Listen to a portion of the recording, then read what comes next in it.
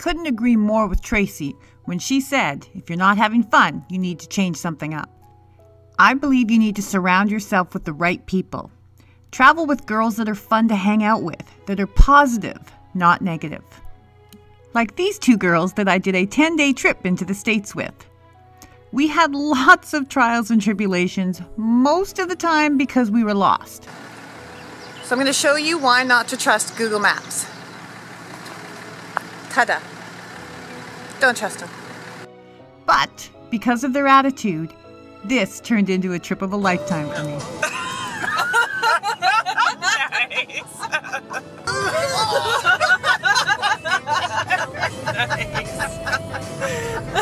What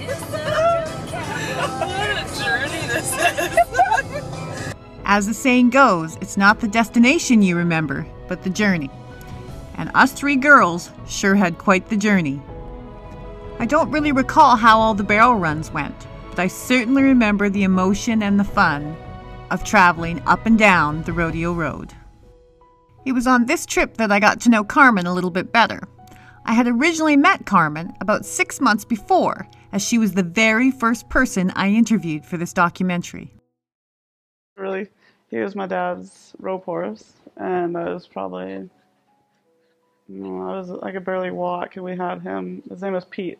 I wanted to interview her because of her talent as a rider and as a trainer, but more because I had heard that she had some hardship the year before, and that it was her horses that got her through. It was this connection that I was interested in hearing about. When you listen to Carman talk about Wade, you can hear the love that she has for him.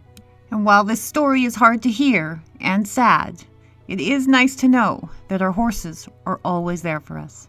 It worked perfect because he was so busy with the Marines, and then I was so busy with rodeo. So as soon as I was in between rodeos, I'd jump on a plane, go over and stay. Or else, as soon as I get to Arizona, he would be driving back and forth as soon as he was done duty or whatever every night. I wasn't stopping until he was actually home and we were, he was done the Marines. So I kept them and I kept going for what my goals were until, he did his goals still, so. And there's days that you'd go on week on end that you couldn't talk to each other because they're out on a mission. Right before he went on deployment, we all went to Vegas, the whole crew. And it was his buddy and his wife, and it was his wife that called me, and I was on my way to one of the rodeos in Washington. I was driving down to this rodeo, and I get that call, and she's all chit-chatty, and I'm like, did you call me for some reason? She's like, yeah, we just got shot. I'm like, what? I'm like, so is he coming home? Because I still thought maybe he was just injured. And she's like, yeah, he's not. He never made it. So it was hard, but I was like, well, what to do? I was such a mess. And then, so the horses must have played a part at that time, hey? Yeah, as soon as doing stuff. I had to keep, I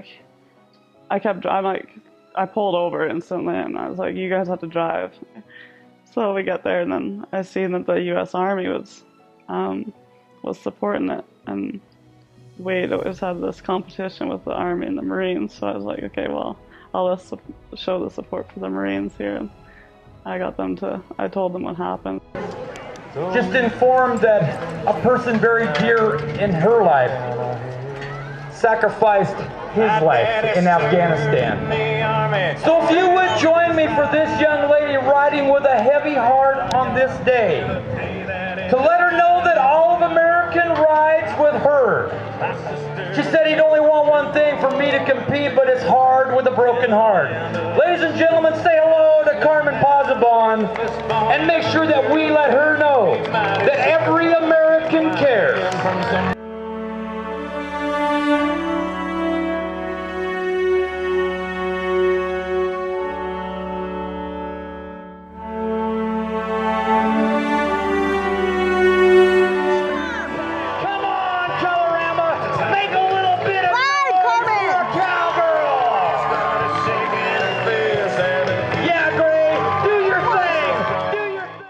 He was there to help me push to keep riding, to even get on the horse.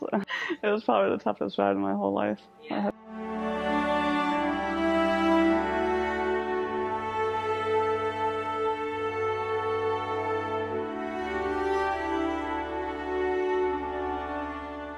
could never sleep when it first happened, so I was like, screw it. I got in the truck and drove to Grand Prairie and went to the next rodeo. But it was just to keep me going, so I probably wouldn't be here today without those horses. So they drove me and they kept on giving me the hope and want of everything still. So, and like when I was having a hard time, I'd just go to the horses, right, and go spend time with them because they were always there. They were there to listen, and that's all you need there.